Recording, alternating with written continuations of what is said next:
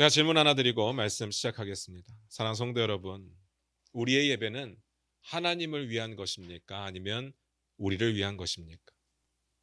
대답 너무 뻔하죠. 당연히 하나님을 위한 겁니다. 여기서 아니라고 반대할 사람은 아마 없겠죠. 그렇다면 우리의 예배가 전적으로 하나님을 위한 것이라고 한다면 예배는 전적으로 하나님께만 초점이 맞추어져 있어야 된다는 사실도 여러분 동의가 되십니까? 당연히 그래야 됩니다. 그런데 솔직하게 말씀을 드립니다. 제가 목회를 그래도 꽤 오래 하고 있다 보니까 예배에 대한 평가를 여기저기서 듣게 됩니다. 우리 교회뿐만이 아니라 여러 교회 평가들을 듣게 되는데 제가 그 평가를 들을 때마다 너무 신기한 게 있어요. 우리의 예배가 하나님께만 초점이 맞추어져 있어서 너무 좋습니다. 혹은 정반대로 우리의 예배가 하나님께 초점이 맞추어져 있지 않아서 별로입니다. 라는 이야기를 들어본 적은 없습니다. 여러분들은 어떻습니까? 그런 이야기 들어보셨습니까? 대부분 뭐라고 합니까? 찬양이 별로다. 설교가 별로다. 분위기가 별로다. 그래서 은혜가 안 된다. 그래서 집중이 안 된다. 대부분 이런 식으로 평가를 하고 아마 여러분들도 다 그렇게 들으셨을 겁니다. 이 말은 사실은요, 하나님의 마음하고는 상관없이 어쨌든 내 마음에 들지 않았다는 말이죠. 우리는 솔직하게 인정해야 됩니다. 물론 이런 식으로 유추는 가능할 것 같아요. 우리 마음에도 안 드는 예배를 하나님께서 받으셨을까요? 기뻐 받으셨을까요? 그럴 리가 없죠. 그러니까 어느 정도는 또 맞는 이야기입니다. 그런데 우리가 이런 말을 할 때 우리가 주의해야 되는 게 뭔지 아십니까? 이 예배를 내가 드리고 있다고 하는 사실을 잊어버렸다는 겁니다. 사실 우리가 예배자거든요. 우리 모두가 한 사람 한 사람이 다 예배자입니다. 예배자로서 예배에 참여하고 있는데 내 마음에 안 드는 거죠. 그럴 수 있습니다. 안 들 수 있죠. 그래서 하나님이 받으실 만한 예배를 만들기 위해서 더 기도하고 더 노력한다면 됩니다. 그건 말이 돼요. 그런데 사실은 그런 건 아니잖아요. 대부분 이런 식으로 평가하고 이런 식으로 불평을 말한 다음에 다른 교회를 찾습니다. 설교를 더 잘하는 목사님이 계신 교회, 예배가 좀 더 매끄럽게 진행되는 교회, 찬양팀이 기가 막히게 잘하는 교회 찾습니다. 그럴 수 있죠. 그럴 수 있는 유일한 가능성은 내가 예배자로서 더 나은 예배를 드리기 위한 것이면 됩니다. 그런데 청중으로 그렇게 생각하고 있다면 고민해 봐야 됩니다. 우리는요, 우리의 교회 예배 때 우리 마음을 감동시켜 주기를 알게 모르게 기대하고 있습니다. 안 그렇습니까? 그런데 잘 생각하셔야 됩니다. 첫 번째, 교회는요, 우리 각자가 다 교회입니다. 우리 모두가 다 교회입니다. 여러분 한 사람 한 사람이 교회 지체입니다. 두 번째, 예배는 예배팀이 우리를 감동시켜 주는 게 아니라 교회가, 다시 말해서 저와 여러분 한 사람 한 사람이 하나님께 높임과 찬양과 경배를 올려드리는 겁니다. 그걸 모여서 우리 공동체가 하나의 이름으로 하나님께 예배를 하는 거죠. 다시 묻습니다. 우리의 예배는 하나님을 위한 겁니까? 아니면 나를 위한 겁니까? 제가 결론부터 말씀드릴게요. 하나님을 진짜로 제대로 예배하면요, 하나님이 주시는 감동과 은혜가 우리 가운데 있습니다. 그런데 우리의 초점이 나의 감동과 나의 위로와 나의 은혜라고 한다면 오히려 그 감동과 은혜는 절대로 누리지 못할 겁니다. 우리가 하나님께 초점 맞추지 않았음에도 불구하고 오늘 예배 가운데 은혜 받았다, 이거 조심하셔야 됩니다. 하나님이 주시는 은혜가 아닐 가능성이 굉장히 큽니다. 그냥 분위기에 휩쓸려서 은혜를 받았다고 착각하게 되는 경우가 많습니다. 오늘 본문 말씀 같이 보면서 그 이야기 나눠보도록 하겠습니다. 마태복음 15장 1절을 같이 봅니다.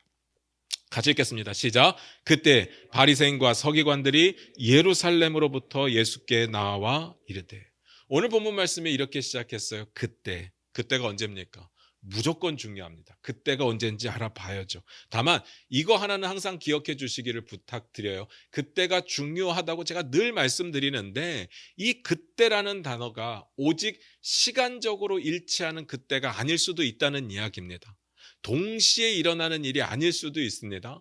의미적으로 전문맥과 연결되는 경우도 있다고 말씀을 드렸어요. 오늘이 그렇습니다. 주어진 본문을 이해하기 위해서 가장 중요한 게 뭡니까? 전문맥이죠. 마태복음 14장 34절부터 36절을 같이 봅니다. 같이 읽겠습니다. 시작.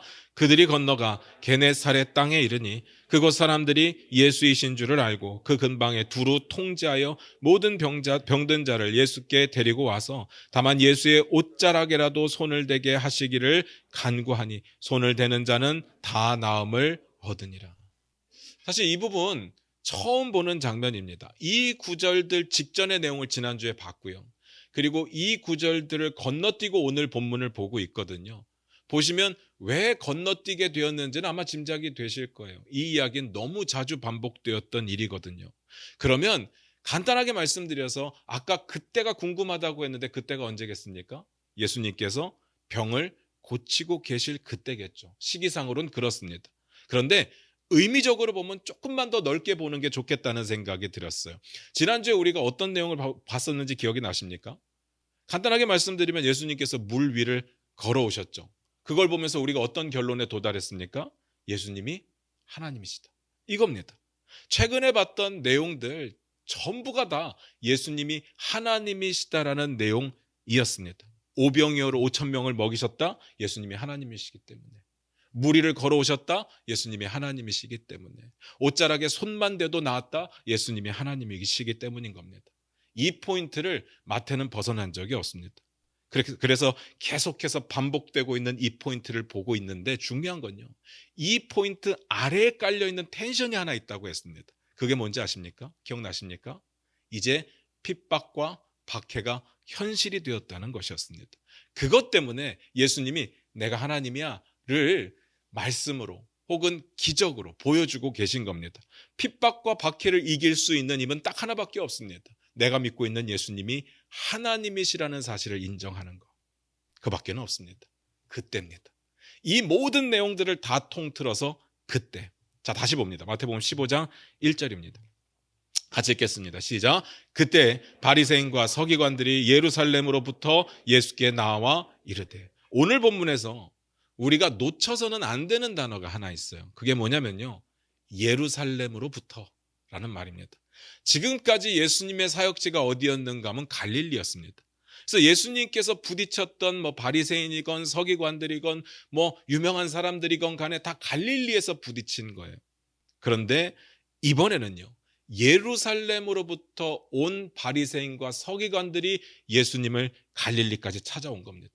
엄청난 변화가 있었죠. 예루살렘은요. 우리로 따지면 서울입니다. 서울. 이스라엘의 중심부에 해당이 되죠. 진짜로 그렇다는 이야기는 아닌데 그냥 쉽게 설명을 드리면 바리새인들과 서기관들의 헤드쿼터에서 새로운 바리새인과 서기관을 파송했다는 이야기입니다.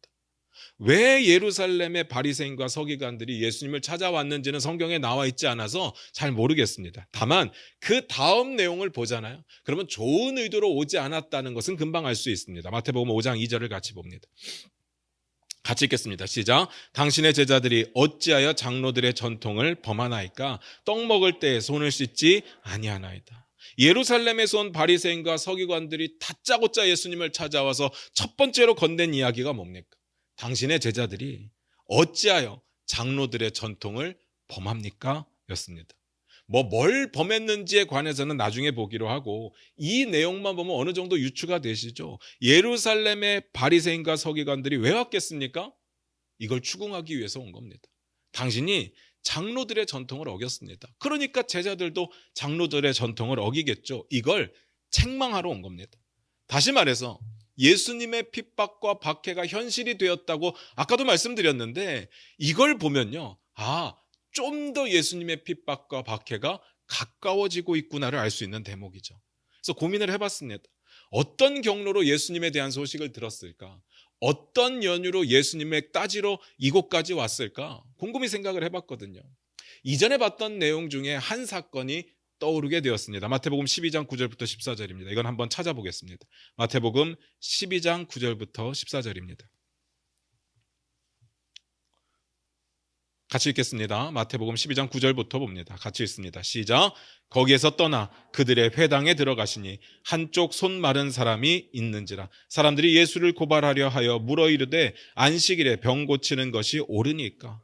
예수께서 이르시되 너희 중에 어떤 사람이 양 한 마리가 있어 안식일에 구덩이에 빠졌으면 끌어내지 않겠느냐. 사람이 양보다 얼마나 더 귀하냐. 그러므로 안식일에 선을 행하는 것이 옳으니라 하시고 이에 그 사람에게 이르시되 손을 내밀라 하시니 그가 내밀 때 다른 손과 같이 회복되어 성하더라. 바리새인들이 나가서 어떻게 하여 예수를 죽일까 의논하거늘. 여러분 이 장면 기억나십니까? 우리가 이 장면을 살펴보지는 않았어요. 안식일 논쟁 이후에 또 다른 안식일 논쟁이기 때문에 굳이 살펴보지는 않았지만 봤던 내용이기는 하죠. 바리새인들과 안식일에 대해서 예수님과 좀 논쟁이 있었습니다.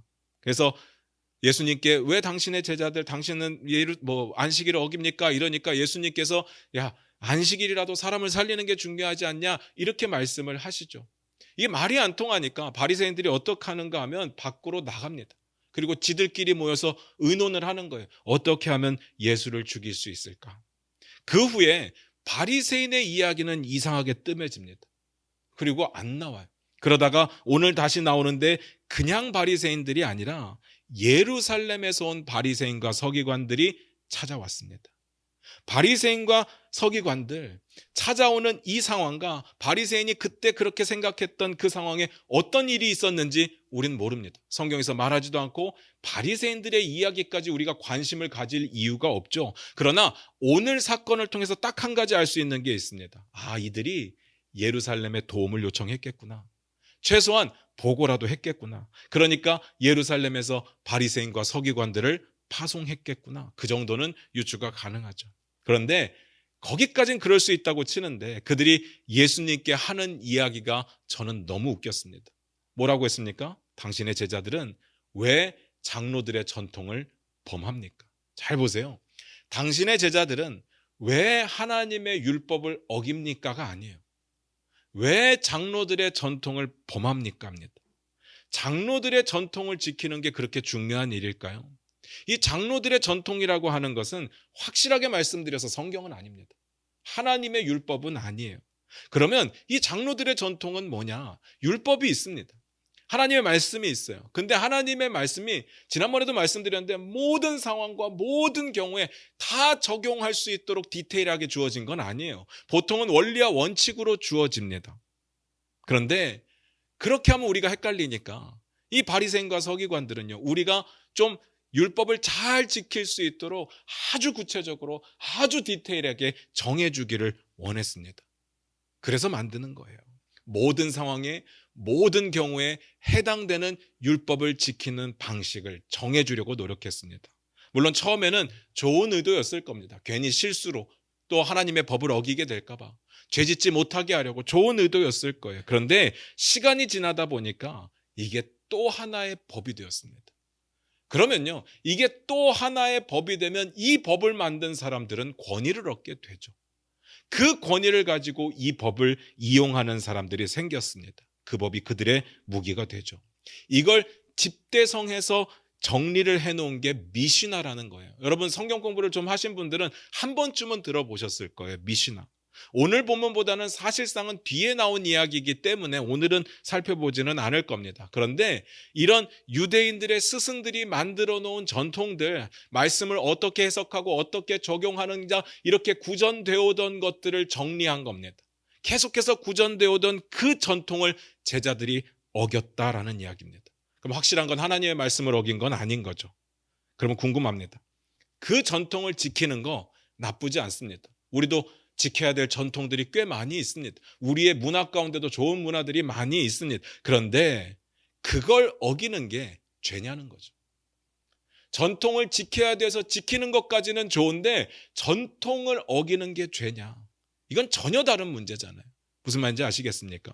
이렇게 생각을 해볼게요. 우리 교회는 종이컵을 사용하지 않고 자기 컵을 씁니다. 그러면 여러분들이 종이컵으로 물을 마시면 죄입니까? 이건 죄가 아니죠. 이게 교회 안에서 성경적으로 죄가 되려면 성경에 너희는 절대로 종이컵으로 물 마시지 마라 이런 율법이 있어야 되는 거예요. 근데 아무리 찾아봐도 그런 건 없죠. 근데 왜 우리는 굳이 종이컵으로 물을 마시자 자기 컵으로 물을 마시자고 하냐면 환경적인 문제도 있고 절약의 문제도 있기 때문에 우리가 자기 컵을 좀 사용하는 그런 문화를 만들어 봅시다라는 겁니다. 그렇기 때문에 여러분들이 종이컵을 사용하든 뭐 플라스틱 컵을 사용하든 죄는 아니에요. 심지어는요, 우리나라의 법으로 종이컵 사용하면 사형에 처하겠습니다, 이런 법을 만든다고 해도 이걸 어긴다고 해서 성경이 말하는 죄는 아닙니다. 지옥에 갈 만한 죄는 아니라는 거예요. 그러면 떡 먹을 때 손을 씻어야 된다, 오늘 나온 내용이거든요. 이건 죄일까요? 이게 죄려면요, 어떤 과정이 필요하냐면 율법에서, 하나님의 말씀에서 이걸 죄라고 인정하는 부분이 있어야 되는 겁니다. 그런데 없죠. 아무리 찾아봐도 없어요. 그러면 이걸로 딴지를 거는 이유가 뭐겠습니까? 왜 이들은 이거 가지고 자신 있게 예수님께 와서 싸움을 거는 걸까? 이들의 생각에는요, 최소한 장로들의 전통을 하나님의 말씀과 같은 권위로 보고 있다는 이야기입니다. 그러지 않고서야 이렇게 딴지를 걸 수가 없죠. 다시 말해서 성경 이외에 성경에 버금가는 또 하나의 권위가 생겨버린 겁니다. 그러니까 이들의 이야기를 정리해보면 이런 겁니다. 너네들이 성경을 어기지 않은 건 알겠다. 그런데 장로의 전통의 권위를 무시했다라는 뜻인 거죠. 답답하죠. 딱 꼰대가 이런 식이잖아요. 안 그렇습니까? 우리도 이런 거 있을걸요? 많을 겁니다. 여러분들도 이런 내용들을 보면서 한두 가지 생각나는 게 있을 거예요. 저도 여러분들에게 좀 설교에 설명을 드리기 위해서 어떤 것들이 있을까 생각을 해봤는데 하나 떠오르는 게 있더라고요. 저희 어렸을 때만 해도요, 이 위에 아무도 못 올라왔어요. 목사님 외에는 아무도 못 올라왔어요. 그리고 신발을 신고 올라온다? 말도 안 되는 겁니다. 근데 왜 그랬는가? 그때는요, 이 교회가 구약의 성전이라고 생각을 했어요. 구약의 성전이니까 거룩하게 구별돼야 된다고 생각을 했습니다. 그래서 강대상을 아무나 만질 수가 없었어요. 어떤 사람, 정해진 사람만이 청소, 그 사람만 할 수 있었어요. 그런 시대가 있었습니다. 교회는 성전의 역할을 많이 감당하고 있지만 제가 늘 말씀드린 대로 교회는 성전은 아닙니다. 예수님께서 십자가에서 죽으실 때 휘장이 위로부터 아래로 찢어지면서 우리가 예수 그리스도를 통해서 하나님 앞에 담대히 나아갈 수 있는 자격을 얻은 겁니다. 원래는요, 이 휘장이 가려져 있어서 하나님 앞에 나아갈 수가 없어요. 이 휘장을 통과할 수 있는 사람은 딱 한 사람밖에 없었습니다. 대제사장. 그것도 1년에 딱 한 번.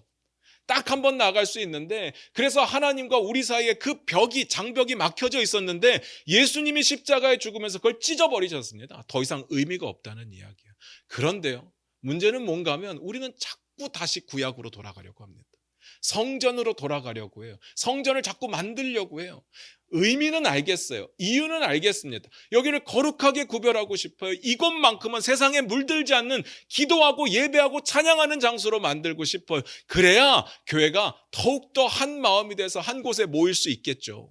그 마음은 알겠는데 이런 교회의 특별한 권위를 부여하고 이렇게 교회에 이끌어가는 목사님께 특별한 권위를 부여하다 보니까 교회 타락의 원인이 된 겁니다. 쓸데없는 권위가 되어버렸어요.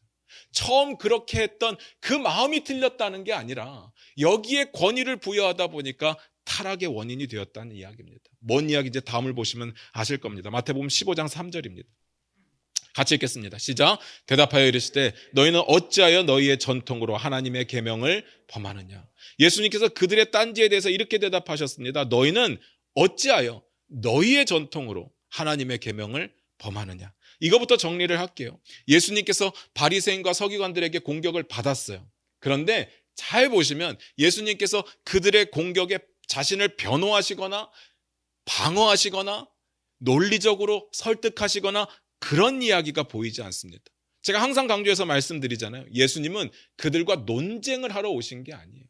우리가 그냥 쉽게 예수님께서 바리새인과 논쟁하셨습니다 이렇게 말은 하지만 실질적으로는 논쟁이 아니에요. 그냥 선포죠. 바리새인과 어떻게 예수님이, 이게 급이 다른데 서로 간에 논쟁이 되겠습니까? 잘 생각해 보시면요, 항상 그러셨어요. 빌라도 때도 그러셨잖아요. 빌라도에게 뭐라고 하십니까? 빌라도가 예수님께, 예수님이 대답을 잘 안 하시니까 이렇게 말합니다. 내가 너를 죽일 권세도 있고 내가 너를 놓아줄 권세도 있으니까 대답 좀 똑바로 해라, 이렇게 이야기를 하니까 예수님 그때 뭐라고 이야기하십니까? 위에서 주시지 않았다면 너는 나를 죽일 권세가 없어 라고 말씀을 하시죠. 다시 말해서 주님의 통제 아래 모든 것들이 진행되고 있었다는 이야기입니다. 오늘 이야기를 보시면서 대조되는 두 가지가 느껴지십니까? 너희의 전통, 그리고 하나님의 계명. 여기 너희의 전통은 장로들의 전통 앞에 나온 이야기입니다. 그런데 느낌 오시죠? 정반대의 개념으로 소개하는 거예요. 너희의 전통을 지키니까 하나님의 계명을 범하는 겁니다. 게다가 구절을 보면요, 이렇게까지 이야기합니다. 같이 읽겠습니다. 시작. 사람의 계명으로 교훈을 삼아 가르치니 나를 헛되이 경배하는도다 하였느니라 하시고, 너희의 전통을 이번에는 사람의 계명이라고 표현을 했습니다. 여기도 심각하죠. 사람의 계명을 배워서 열심히 하나님을 섬겼는데 알고 보니까 하나님을 헛되이 경배한 게 된대요. 자, 뭐가 맞겠습니까? 사람의 전통, 장로들의 전통을 지키는 게 맞겠습니까? 하나님의 계명을 지키는 게 맞겠습니까? 이거 고민할 필요도 없어요. 장로들의 전통과 하나님의 말씀이 부딪히면 우리는 하나님의 말씀을 지키면 됩니다. 너무 간단한 이야기인데 그들은 그러지 않았어요. 그들은요, 장로들의 전통을 더 우선시합니다. 우리 가운데도 이런 게 없나를 늘 고민해 봐야 될 겁니다. 예수님께서 예를 들어서 이렇게 설명을 하십니다. 마태복음 15장 4절부터 6절입니다. 같이 읽겠습니다. 시작. 하나님이 이르셨을 때 내 부모를 공경하라 하시고 또 아버지나 어머니를 비방하는 자는 반드시 죽임을 당하리라 하셨거늘 너희는 이르되 누구든지 아버지에게나 어머니에게 말하기를 내가 드려 유익하게 할 것이 하나님께 드림이 되었다고 하기만 하면 그 부모를 공경할 것이 없다 하여 너희의 전통으로 하나님의 말씀을 폐하는도다. 이 말을 읽어보면요, 뭔가 이해할 듯 하면서 뭔 말인지 모르겠을 겁니다. 이건 좀 어려워요. 이걸 이해하기 위해서 딱 하나 알아야 되는 그들의 전통이 있는데 고르반이라는 전통이 있습니다. 이 고르반을 알지 못하면 이 부분을 이해할 수가 없어요. 고르반이 뭐냐면요, 그냥 말로만 설명드리면 하나님께 드리는 헌물, 하나님께 드리는 선물, 이런 뜻인데 우리가 생각하는 헌금하고는 좀 차원이 다른 개념입니다. 이 고르반이라고 하는 것은 자신의 재산 전부를 다 성전에 헌납하겠다고 서원하는 게 고르반입니다. 그래서 자신의 개인의 재산의 소유권을 미리 성전에 넘겨버립니다. 그런데 이게 조금 애매한 게요, 내가 넘겨버리고 딱 죽으면 너무 좋겠지만 넘겨버렸는데도 살아있으니까 내가 먹고 사는 문제가 남잖아요. 그래서 넘겨버리기는 하는데 적당한 부분에 있어서는 내가 그 재산을 조금 쓸 수는 있어요. 그런데 남에게 소유권을 넘길 수는 없습니다. 그러니까 내가 내 재산을 다 드리는 건 맞는데 내가 살아있을 땐 또 쓰고 또 남에게는 줄 수 없고, 굉장히 신박한 아이디어긴 한데 또 굉장히 애매한 제도이기도 합니다. 어떤 의미로 시작했는지는 알겠어요. 죽고 나서 내 전 재산을 드리겠습니다 라고 다짐을 하고 서원을 하면 내 재산을 하나님께 드리기까지 함부로 쓰지는 못할 거예요. 근데 내가 함부로 안 쓸 거고 아껴서 쓸 거니까 내가 살아있는 동안만 적당히 쓰고 남는 거 모두 하나님께 드릴게요 하고 미리 드리는 거예요. 좋은 의도로 그러는 건 알겠는데 문제는 뭐냐면요, 이런 걸 항상 악용하는 사람들이 생긴다는 거죠. 그 예를 드신 겁니다. 고르반 서원을 하고 나면 부모님께 드릴 돈이 없어지거든요. 부모님께 돈을 드리면 소유권을 이전하는 거니까 그건 불가능합니다. 그러면 부모님은 누가 섬겨요? 부모님이 연로해져서 먹고 살 수 있는 능력이 없는데 그 부모님을 어떻게 섬기냐는 거예요. 내 재산을 다 드렸는데. 이걸 당사자들이 고민하면서 심각하게 하나님께 올려드려야 되는데 이걸 당사자들이 고민하는 것이 아니라 바리새인과 서기관들이 고민을 했고 결론을 내어주었습니다. 그들의 결론이 뭐예요? 너희가 하나님께 유익하게 드렸으면 부모에게 유익하게 드릴 필요가 없다. 하나님께 다 드린 거니까 부모를 공경하지 않아도 된다라고 결론을 내렸어요. 이 부분을 예수님께서 지적하신 거예요. 부모를 공경하라는 것이 하나님의 첫 번째 계명이고 부모를 비방하는 자는 죽이라고까지 말씀을 하셨는데 하나님께 드린다는 이유로 부모를 공경하지 않아도 된다? 너희가 율법을 어긴 거고 패한 거다라고 이야기를 하는 거죠. 잘 생각하셔야 됩니다. 바리새인들과 서기관들이 왜 이걸 가르쳤다고 생각하세요? 정말 하나님을 너무 사랑하기 때문에 하나님께 모든 최우선순위를 두기 위해서 이걸 가르쳤을까요? 저는 그렇게 생각하지 않아요. 돈이 탐나니까. 그들이 드리기로 서원한 그 돈이 탐나잖아요. 이거를 부모에게 드리고 가난한 사람들에게 주고 하면 나중에 죽어서 성전에 들어올 돈이 작아지거든요. 그러니까 못하게 하는 겁니다. 이거 하나님의 뜻과는 전혀 상관이 없죠. 말 그대로 그들의 전통입니다. 장로의 전통과 하나님의 법이 상충되었습니다. 그런데 하나님의 법을 안 지켜도 된다고 이야기를 했다는 거죠. 그래서 6절에 예수님께서 이렇게까지 말씀하십니다. 6절 같이 읽을까요? 같이 읽겠습니다. 시작. 그 부모를 공경할 것이 없다 하여 너희의 전통으로 하나님의 말씀을 폐하는도다. 하나님의 말씀이 분명히 있는데 우리의 전통이 그러니까 안 해도 된다라는 이야기는 너희의 전통으로 하나님의 말씀을 폐하는 겁니다. 폐한다는 건 닫아버리는 거잖아요. 쓸모없게 만드는 거고 무용지물이 되게 하는 거죠.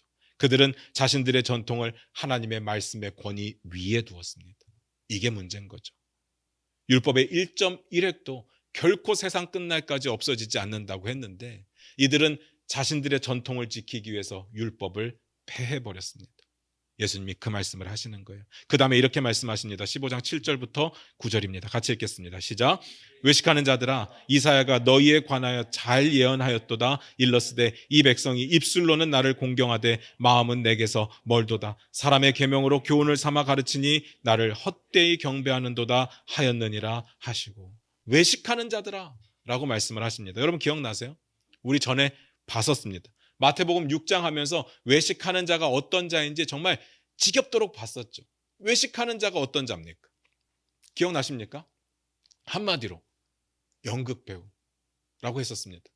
진짜로 자신의 삶은 그렇지 않은데, 진짜로 내 마음은 그렇지 않은데 충분히 그런 사람인 것처럼 살아가는 사람이었죠. 그래서 우리가 6장에서 봤던 내용이 뭔가 하면요, 구제할 때 사람들에게 영광을 받기 위해서 회당과 큰 거리 열기 위해서 나팔을 불면서 가난한 사람들을 도왔어요. 기도할 때도 마찬가지입니다. 사람들에게 보이기 위해서 회당과 큰 거리 어기 위에 서서 막 손 벌리면서 기도를 했습니다. 금식할 때는요, 요게 좀 헷갈렸죠. 금식은요, 내가 먹었는지 안 먹었는지 분간이 안 가요. 여러분 식사하셨습니까? 제가 오늘 아침 먹었을까요? 분간이 안 가요. 그러니까 어떻게 해요? 슬픈 기색을 하는 겁니다. 분장을 했다는 이야기요. 나 밥 많이 굶은 사람인 것처럼, 힘 빠진 사람이처럼 그렇게 연기를 했습니다. 사람들에게 인정받기 위해서. 바리새인과 서기관들이 그랬다는 이야기예요. 오늘은 어떤 이유에서? 사람들의 돈이 탐이 나는데 그 돈을 탐내는 모습을 보이는 것이 아니라 하나님께 최선을 다해서 섬기라고 말하면서 그 돈을 가지려고 했던 거예요. 하나님께 바치라고 말을 합니다. 하나님께 드렸으면 부모 공경하지 않아도 된다고 이야기를 하죠. 그러면서 하시는 이야기가 이사야가 너희에 대해서 예언을 너무 잘했다라고 말씀하십니다. 성경에 나와 있는 내용과 이사야에 나와 있는 내용이 거의 동일하거든요. 우리 이사야 29장 13절을 우리 화면 보시면서 같이 한번 읽어보도록 하겠습니다. 이사야 29장 13절입니다. 같이 읽겠습니다. 시작. 주께서 이르시되 이 백성이 입으로는 나를 가까이하며 입술로는 나를 공경하나 그들의 마음은 내게서 멀리 떠났나니 그들이 나를 경외함은 사람의 계명으로 가르침을 받았을 뿐이라. 뒷부분만 좀 다르고 거의 똑같습니다. 요지는 이래요. 입술로는 하나님을 찬양하는 것 같습니다. 그의 모습으로는 하나님을 예배하는 것 같아요. 그런데 마음이 없어요. 마음이 그 예배 가운데 없어요. 마음이 하나님을 향해 있지 않아요. 그런데 몸뚱아리만, 우리의 모습만, 우리의 입술만 하나님을 예배하고 찬양하는 것 같이 한다는 겁니다. 그러니까 하나님의 법을 어기는 게 전혀 문제가 안 됩니다. 마음에 하나님이 없으니까. 그런데 또 입술로는 하나님을 운운합니다. 하나님을 높인다고 말합니다. 하나님께 영광 돌리는 일이라고 말을 해요. 가증스럽습니다. 그 이야기를 하시는 거예요. 이거 우리 진짜 조심해야 되는 부분입니다. 우리도 걸핏하면 하나님께 영광 돌리기 위해서, 하나님 나라를 위해서 이런 일들을 해야 됩니다. 쉽게 말을 하죠. 그런데요, 알고 보면, 따지고 보면 내 유익을 위한 일들일 때가 정말 많지 않습니까? 제가 예를 한번 들어볼까요? 제가 이렇게 한번 질문을 드려볼게요. 교회가 커지면 하나님이 영광을 받으시겠습니까? 우리가 영광을 받겠습니까? 어떨 것 같습니까? 교회가 건강하게 성장해 가면 하나님이 기뻐하실 거고 그 모습을 통해서 하나님 영광 받으실 겁니다. 그런데 교회 크기하고 상관이 있을까요? 저는 없다고 봐요. 솔직히 말씀을 드려서 교회가 커지면요, 우리가 좋은 거예요. 하나님이 우리 교회 커진다고, 교회 건물 커지고 공간 넓어진다고 좋을 게 뭐가 있겠습니까? 우리가 편해지는 거죠. 안 그렇습니까? 무엇보다도 교회가 크면 재정이 넉넉하다는 이야기잖아요. 그만큼 재정에 대한 부담이 저는 줄어드는 겁니다. 안 그렇습니까? 그리고 교회를 다니기에 부담이 없어지죠. 그 교회는 분명히 시스템이 잘 되어 있을 겁니다. 큰 교회니까. 주일학교 너무 잘 되어 있을 거고요. 중고등부 너무 잘 되어 있을 거고요. 청년부까지도 잘 되어 있을 거고, 우리가 좀 쉬고 싶으면 쉴 수 있는 공간도 있고, 물건들을 아무데나 쌓아두지 않아도 적재할 수 있는 창고의 공간들이 충분히 많이 있을 겁니다. 이 모든 것들이 우리가 편한 거예요. 우리가 좋은 거예요. 우리가 이렇게 편한 것으로 하나님께서 어떤 영광을 받으시겠습니까? 무슨 말인지 아시겠죠? 하나님은요, 우리의 교회의 크기에 따라서 영광을 받으시는 분이 아닙니다. 하나부터 열까지 교회가 크면 우리는 좋아요. 근데 하나님의 영광과는 아무 상관이 없습니다. 하나님은요, 교회의 건물이 얼마나 크냐로 영광받지 않으세요. 교인 수, 등록수가 얼마나 많으냐로 영광받지 않습니다. 그건 아닙니다. 그건 우리에게 유익한 거죠. 그런데 교회를 키우는 것을 하나님께 영광 돌리는 일이라고, 복음이 확장되는 일이고 하나님 나라를 위한 일이라고 포장을 많이 합니다. 실제로는 지역사회를 돌보는 일에 관심도 없어요. 복음을 전하고 선교하는 일에 관심이 없습니다. 다음 세대를 세우는 일에 관심이 없어요. 성도를 교육하고 훈련하는 데 관심이 없어요. 제가 큰 교회는 다 문제가 있습니다, 이렇게 말씀드린 적 없습니다. 오해하시면 안 돼요. 작은 교회는 무조건 다 맞습니다, 그런 이야기도 아닙니다. 더더욱이 우리는 무조건 작은 교회로 남아있기를 원합니다, 그런 이야기도 아니에요.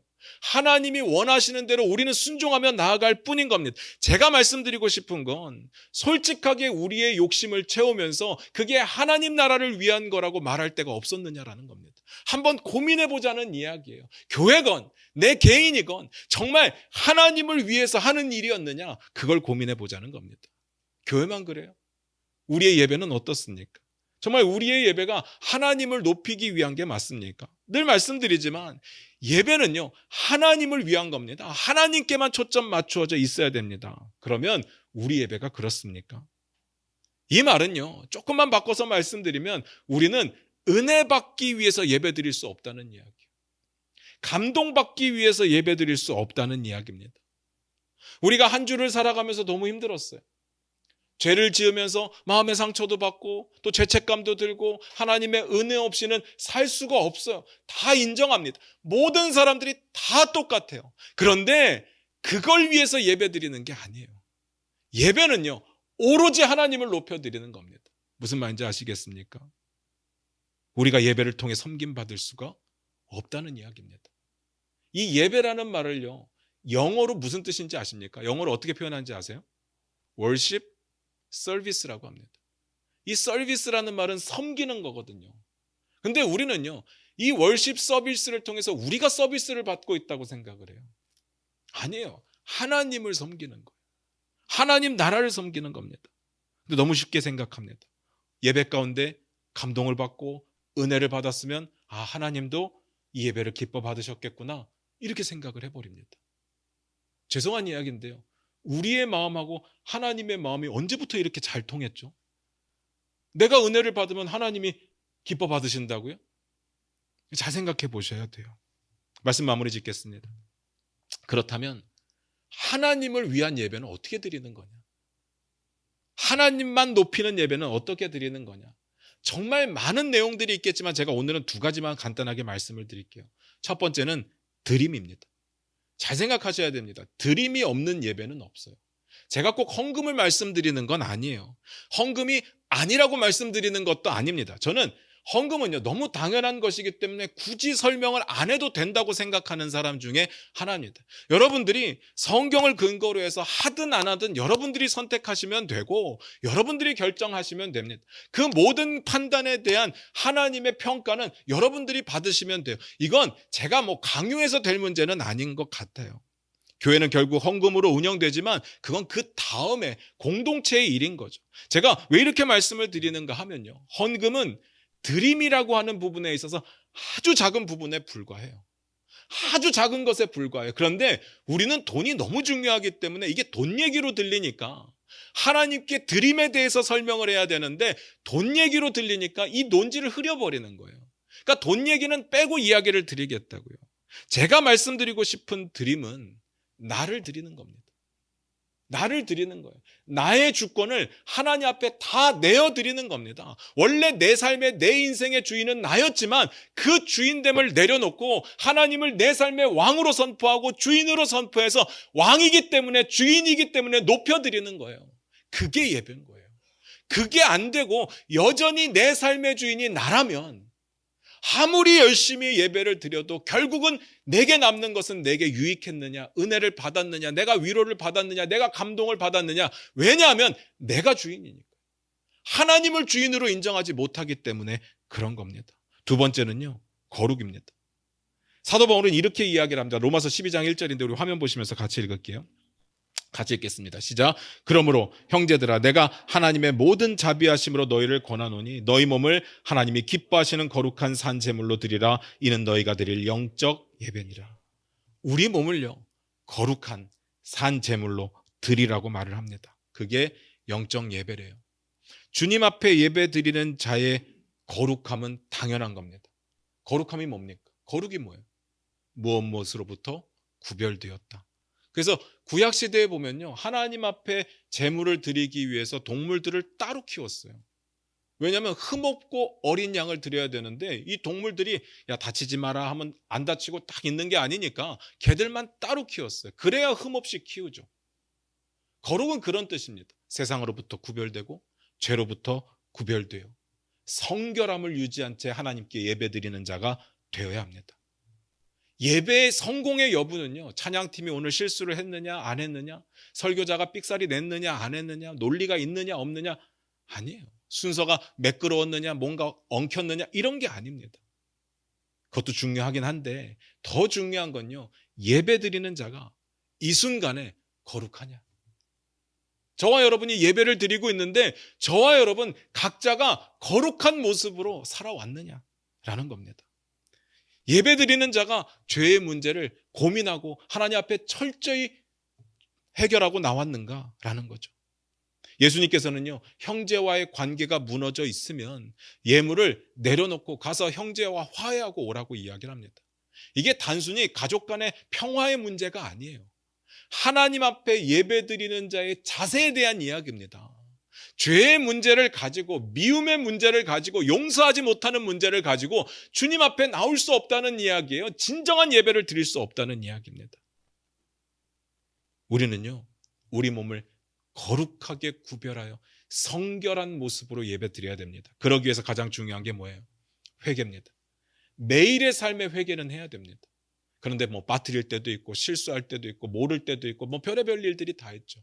그렇지만 주일에 거룩한 예배를 드리기 위해서 최소한 토요일 저녁, 주일 아침만큼이라도 한 주를 되돌아보며 내가 놓친 죄가 없는지를 생각해보며 처절하게 가슴치며 몸부림치며 하나님 앞에 죄를 회개하는 모습이 있어야 된다는 이야기입니다.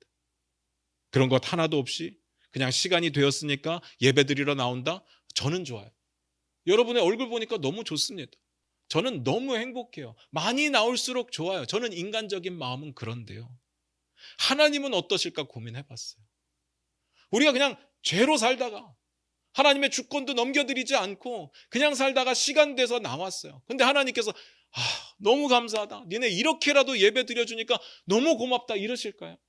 저는 아닌 것 같아요. 그렇게 하시는 분들도 있죠. 우리 부모님들. 뭐 어떻게 살다가 와도 부모님들은 반겨주시잖아요. 우리 할아버지 할머니들이요.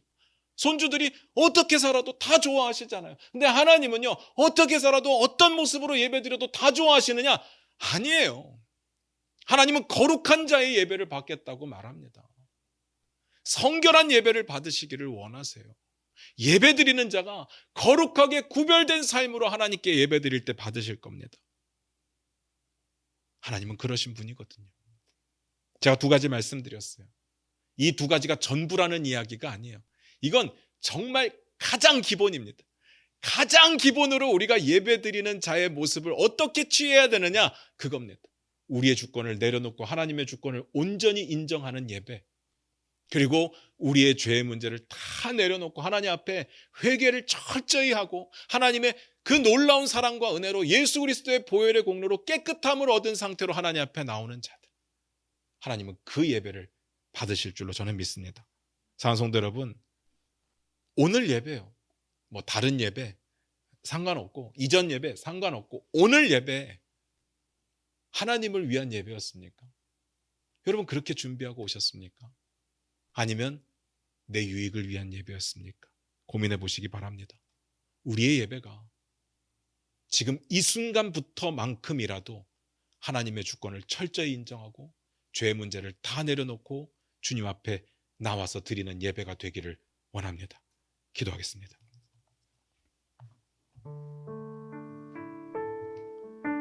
우리 반주 들으시면서 잠깐 한번 기도했으면 좋겠습니다. 제가 말씀드리는 게 어쩌면 참 세상 물정 모르는 순진한 목사의 이야기처럼 들릴 수도 있습니다. 먹고 살기도 바쁘고 정말 세상이 어떻게 돌아가는데 세상은 악하고 우리를 유혹하고 우리를 핍박하고 예수 믿는다는 이유로 불이익을 주고 감당할 수 없는 일들이 내 눈앞에 펼쳐져 있으며 그 무게의 짐을 버티고 견디며 사는 것도 힘들어서 하루에 몇 번이라도 그만두고 싶은 마음, 하나님이 빨리 오셨으면 하는 마음, 그렇게 살아가고 있는데 뭐 이리 복잡한 예배를 이야기하는, 그러실 수도 있죠. 저는요, 목회를 하면서 가장 중요하게 생각하는 건 첫 번째는 예배입니다. 제 목회에 가장 중요한 건 예배입니다. 막 기억하시는 분들이 있을지 모르겠어요. 우리 중앙교회 처음 시작할 때 10몇 명 밖에 안 됐거든. 한 20명이 안 됐던 것 같아요. 근데 교회를 시작하면서 어떤 시스템을 세우고 뭐 목표를 세우고 제가 이런 것을 하질 않았습니다.